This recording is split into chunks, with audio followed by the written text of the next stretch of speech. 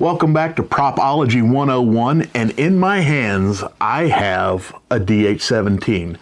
Not just any DH-17, a New Hope DH-17. This is the very first blaster we ever see in Star Wars. This blaster is also known as the Rebel Fleet Trooper Blaster, but it's actually not really just a Rebel Fleet Trooper Blaster. You'll actually see officers on the Death Star carrying this blaster. So here we go, let's get started. The DH-17 is kind of based off of the Sterling submachine gun. It uses the Sterling submachine grip. It also uses the Sterling submachine rear butt cap.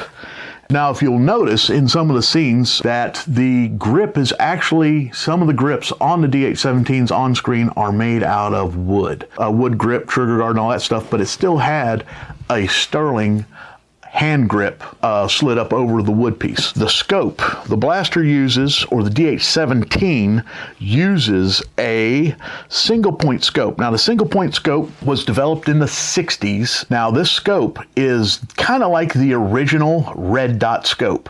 Although it didn't project a red dot, it had a red dot through the reticle so you could see, and if you saw a red line instead of a red dot, that meant you were off target, and line it up and all you saw is a dot, that means you were shooting straight. And it also shows up everywhere in Star Wars, and every single DH-17 has that scope. Moving down from the scope, we have got 1-inch Weaver style mounting rings. These are actually cheaper Weaver style scope rings that come from Japan.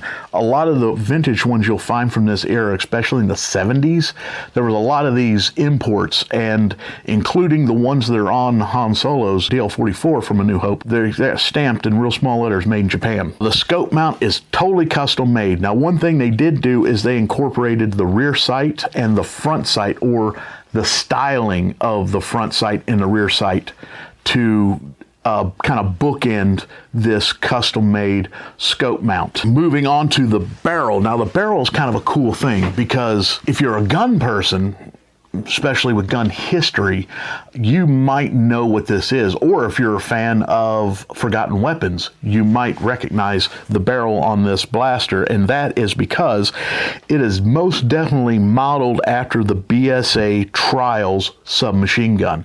It was developed in 1946, and it went through the development trials trying to pick Britain's next submachine gun. They ran trials from 1946-47 all the way to 1952 or 53. The BSA never got picked, but their barrel design is greatly influenced the barrel design of the DH-17. Moving down, we'll move down to the body. Now, in A New Hope, there's people that say this is a Sterling body. This is a piece of pipe cut to look like a Sterling body, but it is not. You will see it's got the ejection port on one side, and if you look at the other side, that cutout, that rectangular cutout with a little notch in the back, that actually is what a Sterling does look like if you remove the magazine well.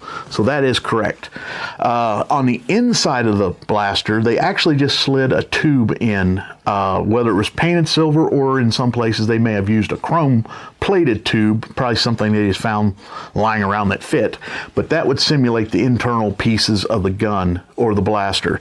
But that's actually not 100% what we have today, because Model Gun Corporation came out with one that had a faux bolt that technically wouldn't exist, because a Sterling bolt is missing all of its boltness on one side. But anyway, that is a quick breakdown of the DH-17. I hope you enjoyed it, and I hope you learned a little bit something from it.